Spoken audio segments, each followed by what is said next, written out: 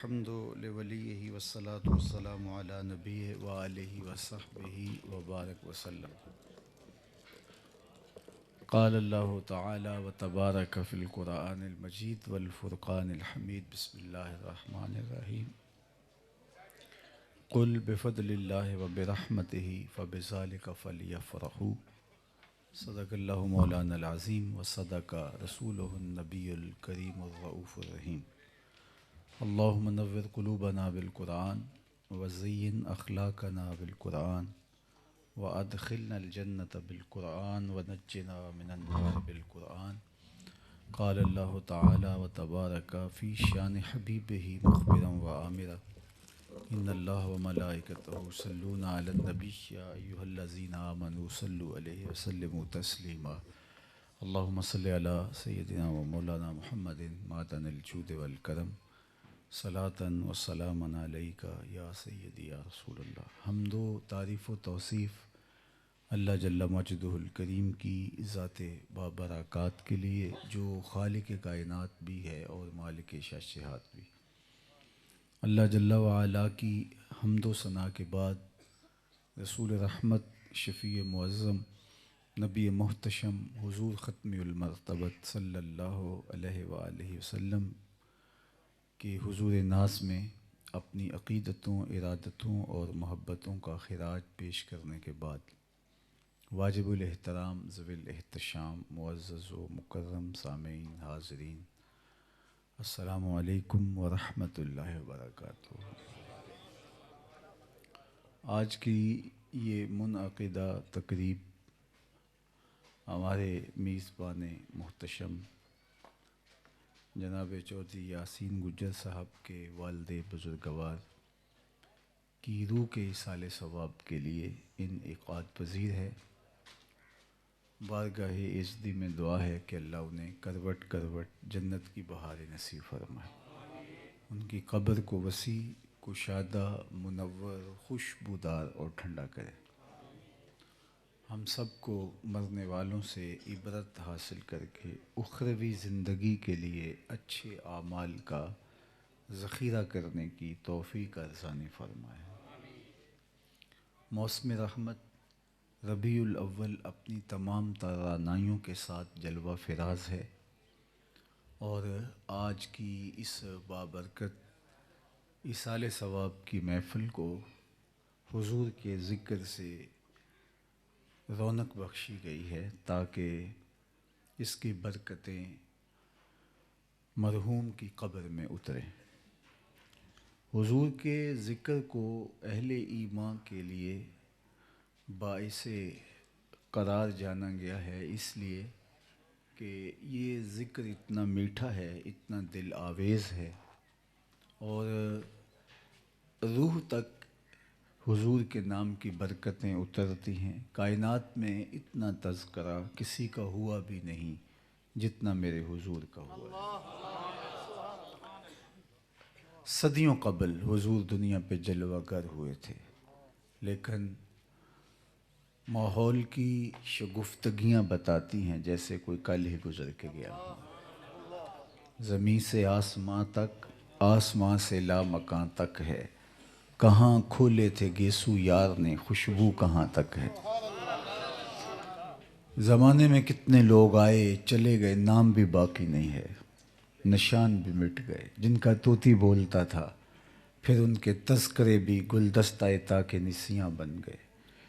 جو سمجھتے تھے ہم ناگزیر ہیں، زندگی کا پہیہ ہمارے بغیر گھوم ہی نہیں سکتا، زمانے نے ان کو فراموش کر دیا.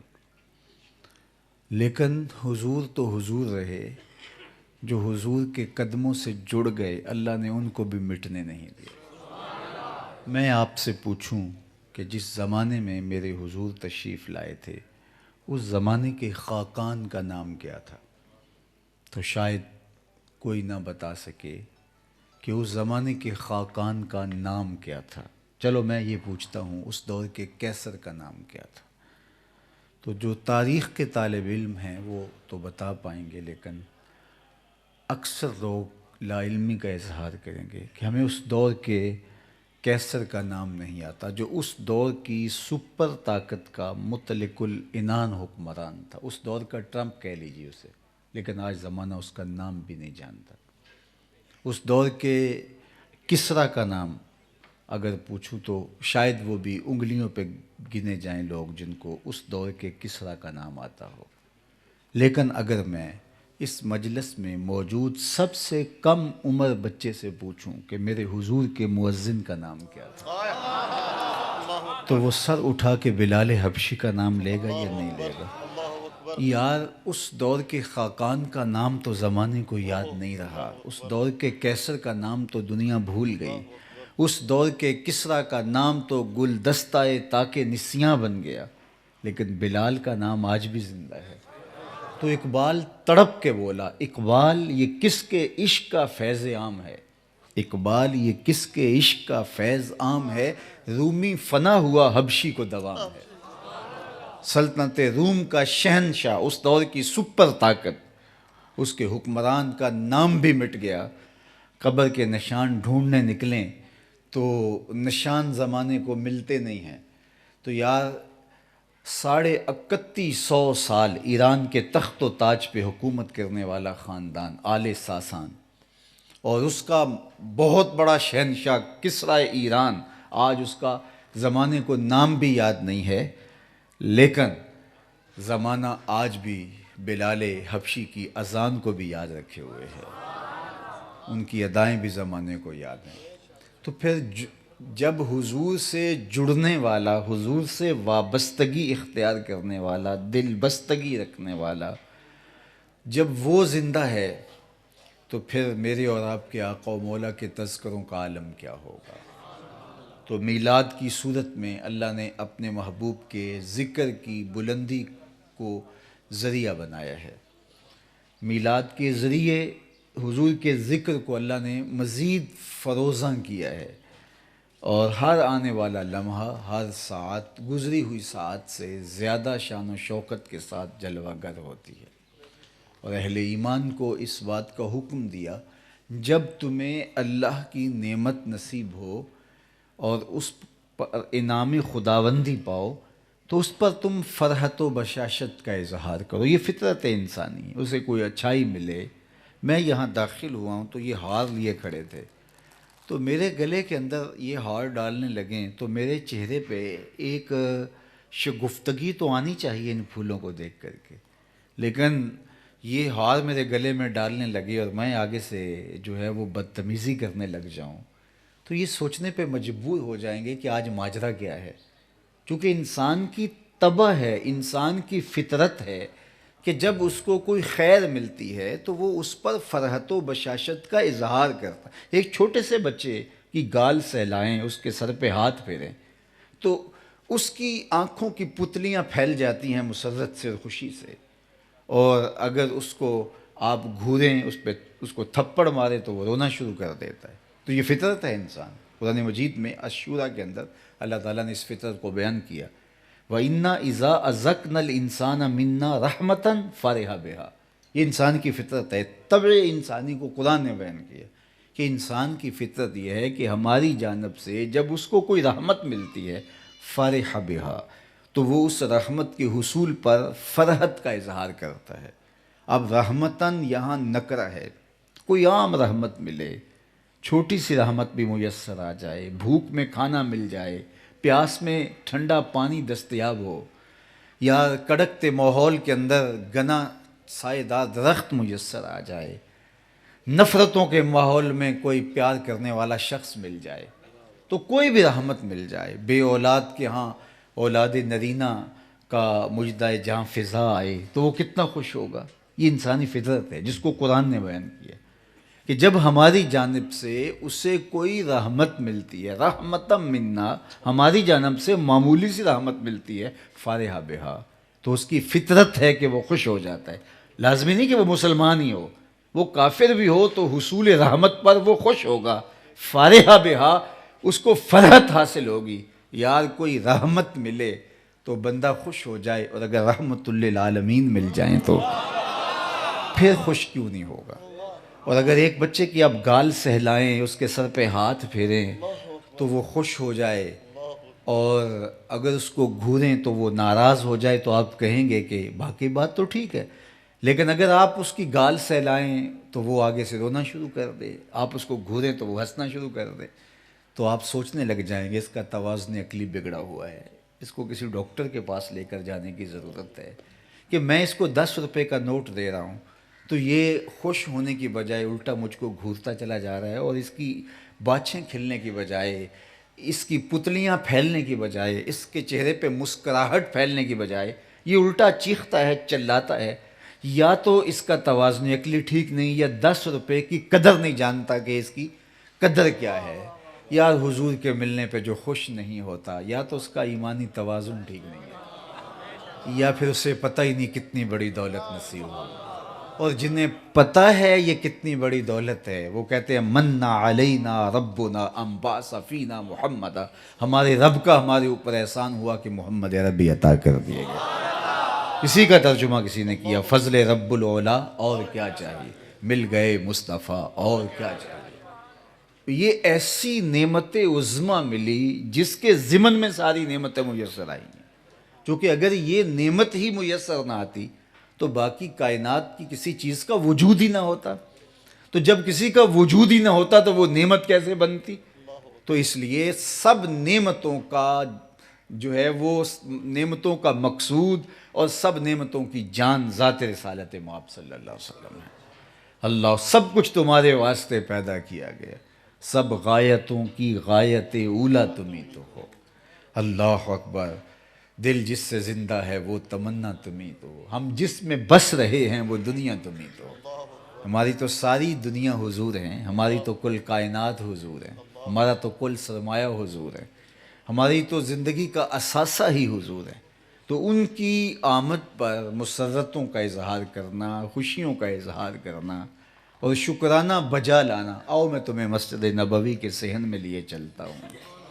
صدیاں قبل کہانی ہے، حضرت امیر معاویہ رضی اللہ تعالی عنہ کی مرویات سے ہے۔ فرماتے ہیں کہ مجلس اصحاب لگی تھی، ہجوم عاشقاں تھا، کیا رنگ بکھر رہے تھے، کیا نور پھیلا ہوا تھا، خوشا وہ دور کے یثرب مقام تھا ان کا، اقبال نے کہا خوشا وہ دور کے فیض عام تھا ان کا۔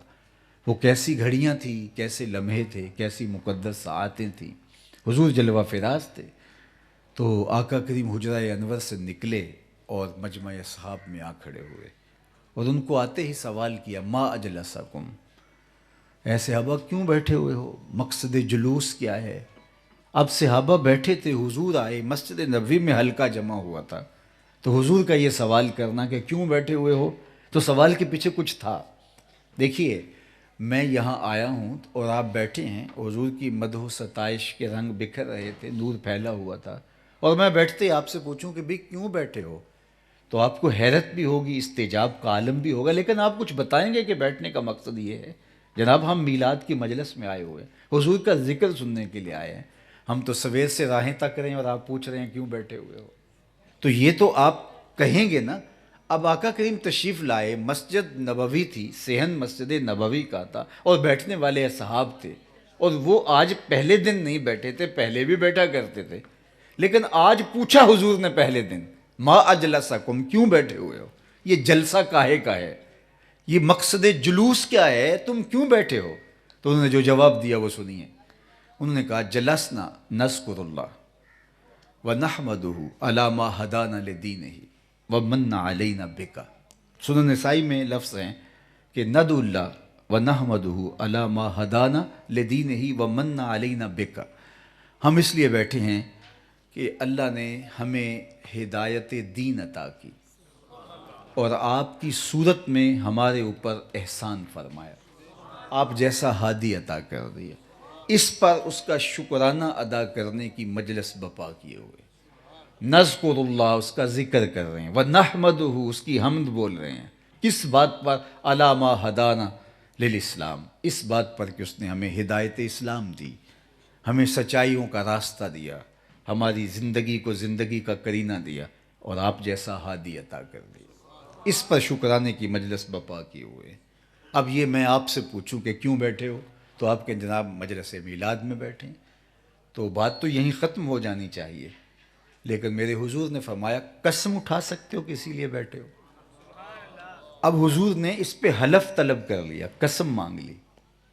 تو اب صحابہ حیرت میں تو ڈوب گئے ہوں گے، استجاب کا عالم تو ہوا ہوگا کہ پوچھا کیوں بیٹھے ہو؟ کہا اللہ کی حمد کرنے بیٹھے ہیں کہ آپ ملے، اللہ کی حمد کرنے بیٹھے ہیں کہ ہدایت اسلام ملی، دین نصیب ہوا. تو اس پر تو حضور نے فرمایا کہ اچھا مجھے بتاؤ اس پہ تم قسم دے سکتے ہو، تم ٹھیک کہہ رہے ہو اسی لیے بیٹھے ہو؟ تو انہوں نے برجستہ کہا جی ہم قسم دیتے ہیں. حضور نے فرمایا اٹھاؤ قسم. انہوں نے قسم اٹھائی، باقاعدہ حضور نے ان سے حلف لیا. انہوں نے کہا ہم قسم اٹھاتے ہیں بقائمی ہوش و حواس کہ ہم بیٹھے اسی لیے ہیں کہ اللہ کی حمد بول رہے ہیں، اس کا ذکر کر رہے ہیں، اس بات پر کہ اس نے ہدایت اسلام دی اور آپ کی صورت میں ہمارے اوپر انعام کیا. حضور نے قسم لے لی، انہوں نے قسم دے دی، بات ختم ہوئی. اب صحابہ کی آنکھوں میں حیرت تھی کہ ہم سے قسم کیوں لی؟ مسجد کے صحن میں بیٹھے ہیں، پہلے بھی بیٹھا کرتے ہیں اور بیٹھنے کا مقصد بھی واضح ہے، لیکن حضور نے پوچھ لیا تو ہم نے عرض بھی کر دیا. آقا کریم نے اس پہ باقاعدہ قسم لی ہے.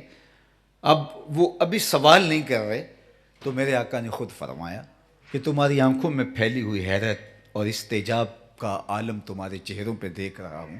میں نے تم سے ابھی جو قسم لی ہے یہ کسی تہمت کی بنیاد پر نہیں لی، تمہارے قول کی صداقت پر کوئی شک نہیں تھا کہ میں نے قسم اس لیے دی ہو کہ اس پر شک ہے جو تم کہہ رہے ہو. ہر وقت قسم شک کے لیے نہیں دی جاتی، تردد کو دور کرنے کے لیے ہی قسم نہیں دی جاتی.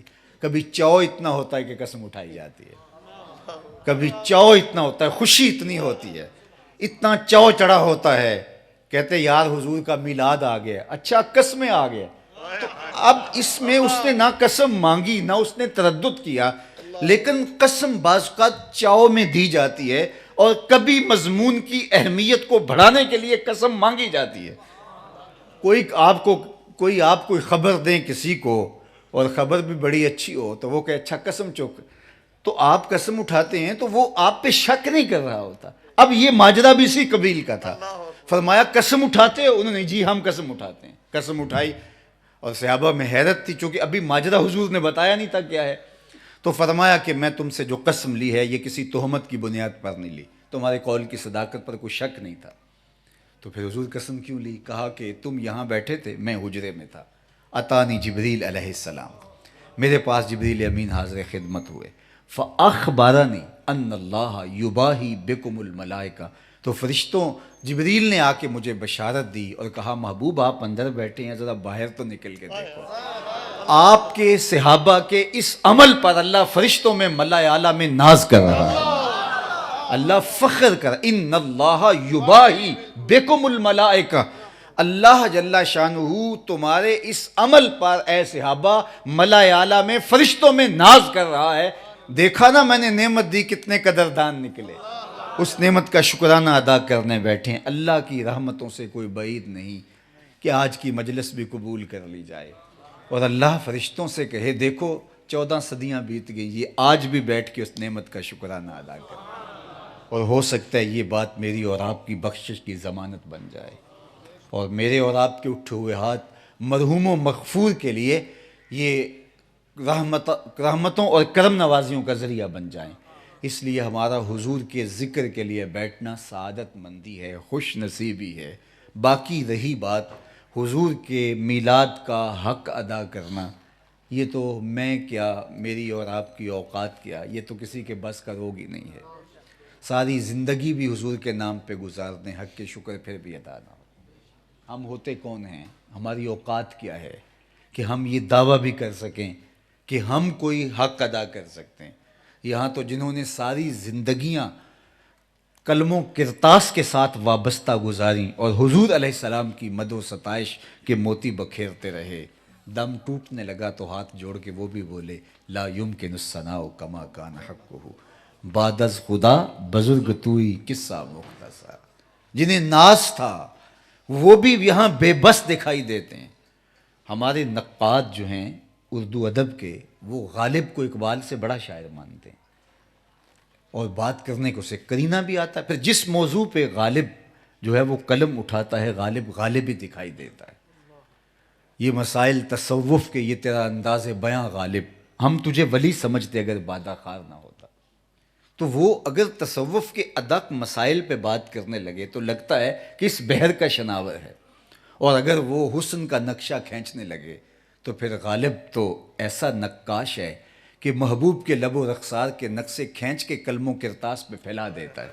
ذکر اس پری وش کا پھر بیاں اپنا تھا، بن گیا رقیب آخر جو رازداں اپنا تھا. وہ بات کرنے کا ڈھب جانتا ہے، گفتگو کا سلیقہ جانتا ہے. چاہیے اچھوں کو جتنا چاہیے، یہ اگر چاہیں تو پھر کیا چاہیے. غافل ان ما طلعتوں کے واسطے چاہنے والا بھی اچھا چاہیے. چاہتے ہو خوب روحوں کو اسد، آپ کی صورت تو دیکھا چاہیے. بات کرنے کا ڈھب آتا ہے اسے. اور اگر وہ مشکل پسند ہو جائے، اگر وہ چاہے کہ میرا معیار اتنا اونچا ہو کہ یہ سارے عام سخن ور سوچتے رہ جائے کہ غالب بول کیا رہا ہے، تو پھر اس کا لہجہ بھی اس کی وہ انقا ہو جاتا ہے، اور اس کو چھونا کسی کے بس کا روگ نہیں ہوتا. آگہی دام شنیدن جس قدر چاہے بچا، مدعا انقا ہے اپنے عالم تقریر کا. تو غالب ہے نا. لیکن اسی غالب سے جب کہا گیا کہ تو مہوشوں کے حسن کے قصیدے لکھے، تو نے خوبصورتوں کی خوبصورتی کا جمال قلم و کرتاس کے ذریعے سے لوگوں تک پہنچایا، تو نے زلف کے نقشے کھینچے، تو نے رخسار کی کہانی چھیڑی، تو نے لب لالی کا تذکرہ کیا، تو نے نرگسی آنکھ کے قصیدے بیان کیے، تو لوگ جو ہے وہ اس کے نشے میں مست ہونے لگے. آنا ذرا حسن محمد کا قصیدہ بھی سنا، حضور علیہ الصلوۃ والسلام کے جمال کی کہانی بھی سنا. تو نے بڑے بڑے لوگوں کے قصیدے اور ان کی خوبیاں اور ان کے کمال بیان کیے. ذرا آنا جہاں آ کے کمال کو بھی کمال نصیب ہوتا ہے، ذرا اس صاحب کمال کے کمال پہ بھی دو لفظ بول دے. تو غالب قلم پھینک کے بولا، غالب ثنائے خواجہ بیزداں گذاشتے کہاں ذات پاک مرتبہ دان محمد است. کہنے لگا غالب میں بیان کیسے کر سکوں جب جانتا ہی نہیں ہوں. جب جانتا نہیں ہوں تو کیسے بیان کر سکتا ہوں. بیان تو وہی کر سکتا ہے جو جانتا ہو، اور یہ جاننے والا مصطفیٰ کی ذات کو صرف اللہ ہے جل شانہ. باقی سب سے زیادہ قربت تو جناب سیدنا صدیق اکبر کو حاصل تھی، لیکن ان سے بھی کہہ دیا یا ابا بکر لم یعرفنی غیر ربی، سفر و حضر میں میرے ساتھ رہے ہو، سن لو میری حقیقتوں کا شناور تم بھی نہیں ہو. میری حقیقتوں کو میرے رب کے علاوہ کوئی بھی نہیں جانتا. کوئی حد ہے ان کے عروج کی، بلاغل اولا بے کمال. کسی کے بس کا روگ.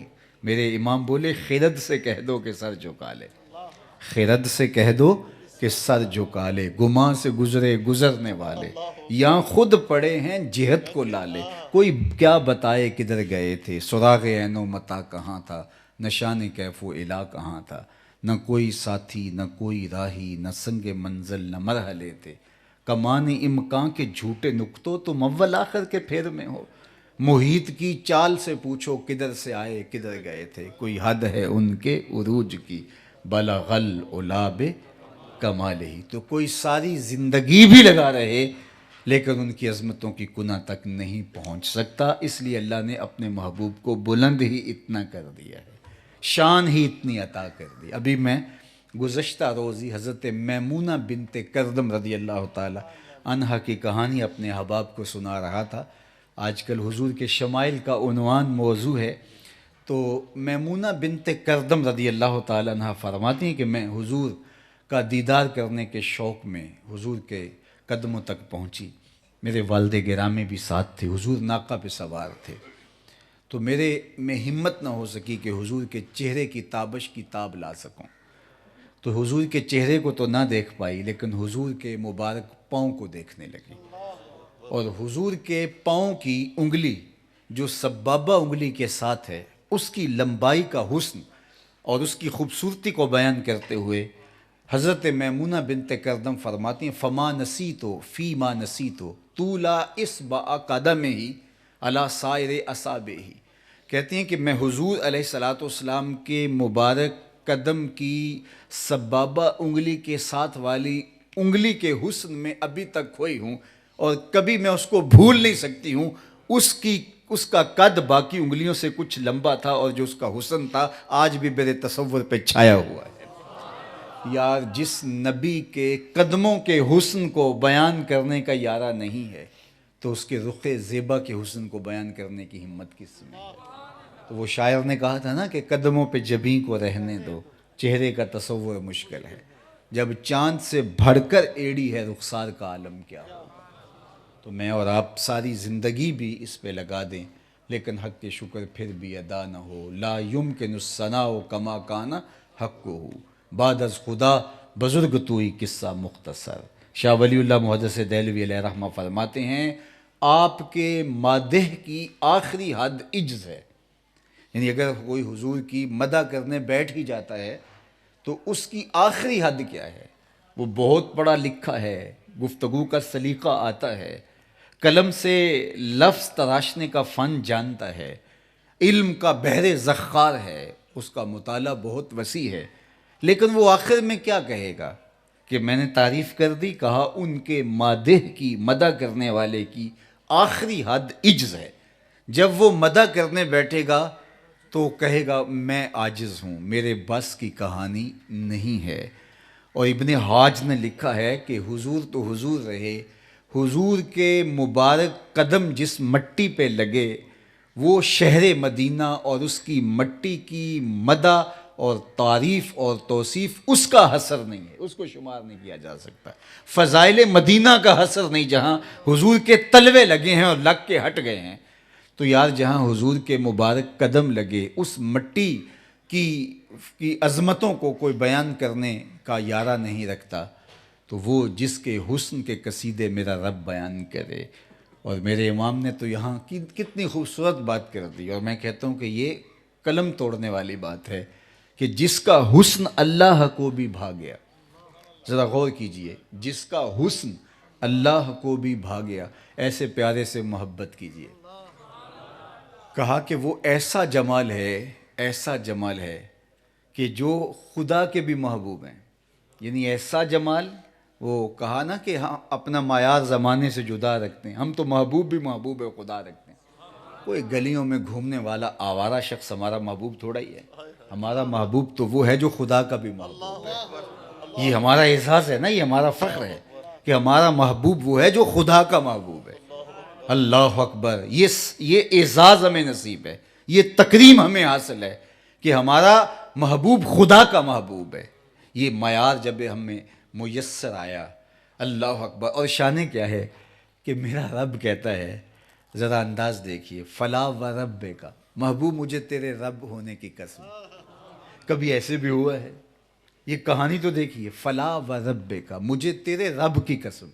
یہ نہیں کہا مجھے کائنات کے رب کی قسم، یہ بھی نہیں کہا مجھے کعبے کے رب کی قسم، یہ بھی نہیں کہا مجھے میری قسم، کہا مجھے تیرا ہونے کی قسم. ذرا دیکھیے، جب خدا محبوب کے رب ہونے پر ناز کرتا ہے تو ہم غلام ہونے پہ ناز کیوں نہیں کرتے؟ فخر کا دل میں دریچہ باز کرنا چاہیے، جن کا تو آقا ہے ان کو ناز کرنا چاہیے. حضور نے ارشاد فرمایا نا کہ قیامت کے دن لواء الحمد میرے ہاتھ میں ہوگا اور سارے نبی میرے جھنڈے کے سائے تلے ہوں گے. حدیث طویل ہے. آقا کریم علیہ السلام تشریف لائے تو ایک اور مجلس لگی تھی مسجد نبوی کے صحن میں ہی، اور تذکرہ چل رہا تھا انبیاء علیہ السلام کا. ایک نے کہا جناب آدم علیہ السلام کی بڑی شان ہے، ابو البشر ہیں، انسانیت کے نقطۂ آغاز ہیں. تو دوسرے نے کہا ہوا کذالک، ہاں بالکل سچ کہا، لیکن حضرت نوح علیہ السلام کی شان بھی کون سی تھوڑی ہے. جودی پہاڑ پہ ان کی کشتی لگی، آدم ثانی کہلائے. اللہ نے جو ہے وہ ان کو جو تکریم عطا کی، 950 سال بے لوث تبلیغ دین کا فریضہ سر انجام دینے والے پیغمبر. لوگ کانوں میں انگلیاں ٹھونس لیتے، اے نوح تیری بات نہیں سنیں گے. حضرت نوح انتظار کرتے، کبھی تو تھک کے نکالو گے، پیغام حق دوں گا. کہا یار بڑی شان ہے. ہوا کذالک، بالکل ایسے ہی ہیں، لیکن شان حضرت موسیٰ علیہ السلام کی کون سی تھوڑی ہے. سر پہ سادہ سا امامہ، ہاتھ میں عصا، فرعون کے دربار میں کھڑا، اللہ کا پیغمبر تبلیغ کر رہا ہے. کبھی سر طور خدا سے ہم کلام ہے. یار کیا شان ہے، جادوگروں کے فخر کو توڑتا دکھائی دیتا ہے. کہا ہوا کذالک، بالکل سچ ہے، لیکن شان جناب یوسف کی کون سی کم ہے. جن کے حسن کا چراغ جلتا ہے تو سارے دیے بجھ جاتے ہیں. جنہیں حسن پہ ناز تھا، وہ مہوشیں، وہ پری پیکر، وہ زہرہ نگار، جنہیں ناز و فخر تھا اپنے جمال و حسن پہ، وہ اپنے ہی ہاتھوں سے اپنی انگلیاں کاٹتے دکھائی دیتی ہیں. جس کے جلووں کی تابشیں اور جس کے جلووں کی چمک کی کوئی تاب نہ لا سکے. کہا ہوا کذالک، بالکل سچ ہے، لیکن شان حضرت ابراہیم کی کون سی تھوڑی ہے؟ خلیل اللہ، اللہ نے خلت کا تاج سر پہ رکھا، اللہ اکبر، بے خطر کود پڑے نارے نمرود میں، اور بیٹے کی گردن پہ چھری رکھنا یہ لب بام کا تماشا تھوڑا تھا، لیکن وہ کر گزرے۔ کہا ہوا کذالک، تم نے سچ کہا، وہ خلیل اللہ ہیں۔ لیکن شان حضرت عیسیٰ کی کون سی تھوڑی ہے؟ مردے کو ٹھوکر لگائیں وہ اٹھ کے باتیں کرنے لگ جائیں، نابینا کی آنکھوں پہ ہاتھ رکھیں روشنی اتر آئے، کوڑی کے جسم پہ ہاتھ پھیریں شفا مل جائے، بغیر باپ کے پیدا ہونے والا اللہ کا پیغمبر، ماں کی گود میں بولنے والا۔ تو یہیں تک بات پہنچی تھی تو حضور تشریف لے آئے۔ بات تو آگے وہیں پہنچنی تھی لیکن خود ہی آ گئے۔ ہر راہ پہنچتی ہے تیری چاہ کے در پہ، ہر حرف تمنا تیرے قدموں کی صدا ہے۔ تو حضور تشریف لائے اور فرمایا کہ تم کیا کہہ رہے تھے؟ تو انہوں نے کہا کہ ہم پیغمبروں کی شان بیان کر رہے تھے۔ انہوں نے کوئی جھجک محسوس نہیں کی کہ ہم کہیں گے تو کہیں حضور ناراض نہ ہو جائیں، یہ اس دور کے پیر تھوڑے ہیں کہ دوسرے پیر کی تعریف کی جائے تو پیر صاحب مردود طریقت قرار دے دیں۔ یہ اس دور کا زمانہ تو نہیں۔ حضور خوش ہوئے اور حضور نے فرمایا ہوا کذالک، ہوا کذالک، ہوا کذالک۔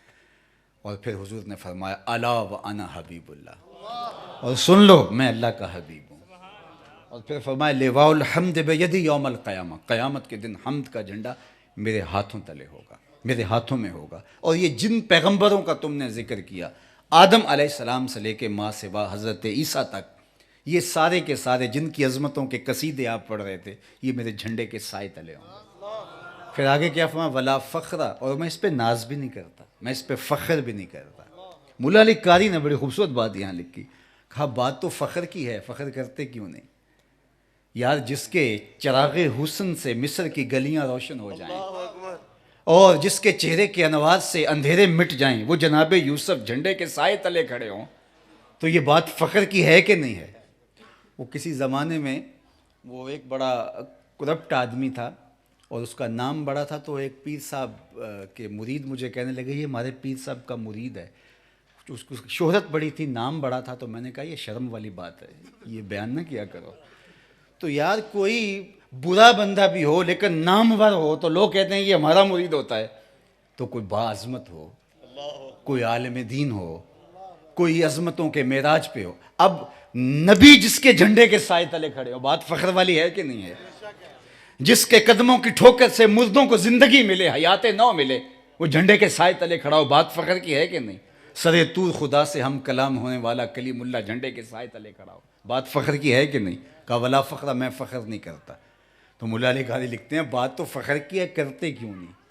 تو اپنی طرف سے کہتے ہیں کہ ولا فخر، یہ میرے لیے فخر کی بات تھوڑی ہے، یہ تو ان کے لیے فخر کی بات ہے کہ میرے جھنڈے کا سایہ مل گیا ہے، یہ تو ان کے لیے فخر کی بات ہے کہ میرے جھنڈے کا سایہ مل گیا ہے۔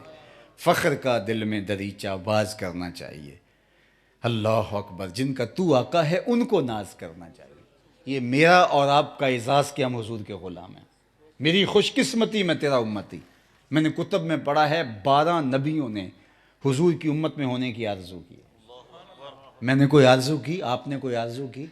ہم سوئے تھے بخت جاگ اٹھے، ہم پیدا ہوئے ابھی سانسیں ہی لی تھی، ہمارے والد مسجد سے مولوی صاحب کو بلا لائے، انہوں نے کان میں آ کے مبارک دی، مبارک ہو تو حضور کا غلام بن کے آ رہا۔ شاہوں سے ملا ہے نہ تونگر سے ملا ہے، اللہ کا عرفان اسی در سے ملا ہے، اوروں کو ملا ہے تو مقدر سے ملا ہے، مجھ کو تو مقدر بھی تیرے در سے ملا ہے۔ میرے بخت کہ میں غلام ٹھہرا حضور کا، میری خوش قسمتی کہ میں نوکر ہوا حضور کا، جس کے لیے زمانہ منتظر رہا۔ کوئی ہاتھ پھیلا کے کہہ رہا ہے ربنا وابعث فیہم رسولا، مالک آنکھیں بوڑھی ہو گئی اب بھیج بھی دے۔ کوئی کہہ رہا ہے مبشرم برسول یاتی من بعد اسمہ احمد، چلو میں نام بھی بتائے جا رہا ہوں، اس کا نام احمد ہوگا۔ کوئی کہہ رہا ہے اسمہ المتوکل، کوئی کہہ رہا ہے لیسا بفظ ولا بغلظ، وہ ترشرو نہیں ہوگا، وہ سخت مزاج نہیں ہوگا، وہ بولے گا تو حکمت کے موتی رولے گا، وہ دل آویز بھی ہوگا، وہ خوبرو بھی ہوگا، وہ جمال پرور بھی ہوگا۔ زمانہ قصیدے پڑھتا رہا، بحیرہ راہب راستے میں کلی ڈال کے بیٹھا ہے۔ شب ہجر کی سختیاں کوئی اس سے جا کے پوچھے، تیری راہ تکتے تکتے جسے صبح ہو گئی۔ انہیں پوچھو کہ انہوں نے کتنے رت جگہ کاٹے، کتنی مصیبتیں سہیں، راستوں کے اندر منتظر رہے، حضرت سلمان فارسی کی کہانی سن لو، کہاں کہاں سے چلتے ہوئے کہاں کہاں تک پہنچے اور حضور کی راہوں میں بیٹھے اور انتظار کرتے رہے۔ ہم نے کوئی انتظار کی تکلیف نہیں سہی، ہم نے کوئی رت جگہ نہیں کاٹے، بس ہم بیدار ہوئے، ہم جاگے، ہماری آنکھ کھلی، ہمیں زندگی کی رمق نصیب ہوئی، ہمارے کان میں بشارت آ گئی، مبارک ہو تو حضور کا نوکر بن کے آ رہا۔ تو اس پہ ایک دن کا میلاد کیا، ساری زندگی حضور کے نام لگا دو۔ صرف ایک دن کے مجلس میلاد سے حق ادا نہیں ہوگا، اپنی زندگی کی ایک ایک سانس حضور کے نام لگاؤ، جیو تو حضور کے لیے، مرو تو حضور کے لیے۔ ہماری زندگی کا ایک ایک سانس مقروض ہے حضور کی ذات ستودہ صفات کا، ہمارا بال بال قرض رسالت میں جکڑا ہوا ہے۔ حضور سے محبت کرو، ٹوٹ کے محبت کرو، جتنی محبت ان سے کرتے ہو کسی اور سے نہ کرو، اور ان سے محبت کا تقاضا ہے کہ تمہارے عمل، تمہاری زندگی کے شب و روز ان کی بتائی ہوئی تعلیمات کی مطابقت میں ہوں۔ میرے استاد گرامی فرمایا کرتے تھے، یہ نہ ہو کہ لوگ تمہیں پوچھیں تم کون ہوتے ہو اور تمہیں بتانا پڑے صاحب ہم مسلمان ہوتے ہیں، یہ دیکھو مذہب کے خانے میں اسلام لکھا ہوا ہے۔ فرمایا کرتے تھے صاحب نہ کسی کو پوچھنا پڑے نہ تمہیں بتانا پڑے، تمہاری وضاقتہ، طرز زندگی، انداز معاشرت ایسا ہونا چاہیے تم دور سے چلے آ رہے ہو، لوگ پہچان کے کہیں وہ دیکھو محمد عربی کا غلام ہے۔ نور آنکھوں میں تو چہروں پہ اجالے ہوں گے، مصطفیٰ والوں کے انداز۔